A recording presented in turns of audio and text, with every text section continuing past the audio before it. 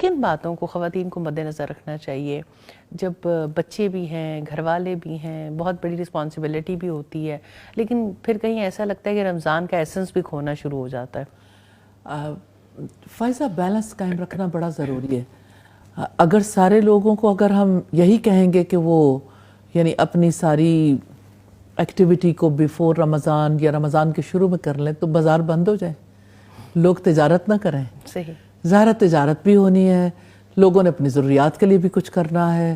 ہاں البتہ یہ ضرور ہے کہ یعنی راتوں کو جس طرح سے یہ سلسلہ جاری رہتا ہے، نیچرلی راتوں کو بھی جاری رہنا ہے، لیکن جتنا کوئی اپنے لیے وقت نکالنا چاہے، بچانا چاہے، تو یہ ایک اچھا سلسلہ ہے کہ انسان رمضان آنے سے پہلے ہی عید کی جو تیاری کرنی ہے کر لے، اور یعنی کپڑے وغیرہ بنانے ہیں نئے بچوں کو. ریڈی میڈ کپڑوں میں تو اتنی مشکل نہیں ہوتی، خواتین کے کپڑے زیادہ مشکل ہوتے ہیں جو سٹچ ہونے جانے ہوتے ہیں. لیکن مجھے بڑا اچھا لگتا ہے کہ جو لوگ عید کی آمد سے پہلے گھروں کو صاف ستھرا کرتے ہیں.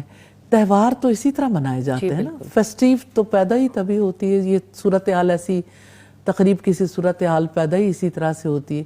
تو اس میں یہ کہ زندگی کے یعنی عبادت کا وقت ہے نا، اور اسی طرح سے جیسے یعنی آخر میں جاتے جاتے آپ کو کتنا اچھا لگے گا جب آپ اپنے سارے کاموں کے ساتھ قرآن کی تلاوت کرنے کو ایڈ کرتے چلے جائیں، کیونکہ آپ کا احساس ہے کہ آپ کو پھر وقت اس طرح سے نہیں ملے گا جتنا ثواب رمضان کا ہے، وہ رمضان کے بعد نہیں ملے گا. تو ٹھیک ہے، آپ اپنے تمام تر ایکٹیویٹیز کے ساتھ تلاوت سننے کو اگر عادت بنا لیں، اور آپ نے عادت بنائی، کوشش کی، تو رمضان کے بعد بھی اسے جاری رکھیے.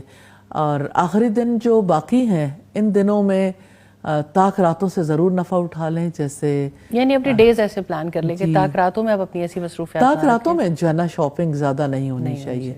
تھوڑی بہت تو خیر ہے، لیکن یہ ہے کہ بہت زیادہ وقت لگانا مناسب نہیں. یہ گنجائش ویسے لوگوں کو بہت پسند ہے کیونکہ وہ ہو تو رہی ہے. دیکھیں مجھے ہمیشہ یہی فیل ہوتا ہے کہ سارے بازار بند کرتے ہیں پھر. ہاں یعنی مارکیٹس بند ہو جائیں تو لوگ کیا کریں گے، لوگوں کو کہاں سے چیزیں ملیں گی. آخر جن لوگوں نے بزنس کرنا انہوں نے بھی وقت لگانا ہے، بھائی وہ بزنس کرنا بھی اسی طرح سے عبادت بن جاتا ہے. تو اس میں یہ کہ انہوں نے اپنا کام سچائی کے ساتھ جاری رکھنا، نیکی کی تلقین اور نیکی یعنی جو اللہ سبحانہ تعالیٰ کے احکامات کی پابندی ہے وہ جاری رہے.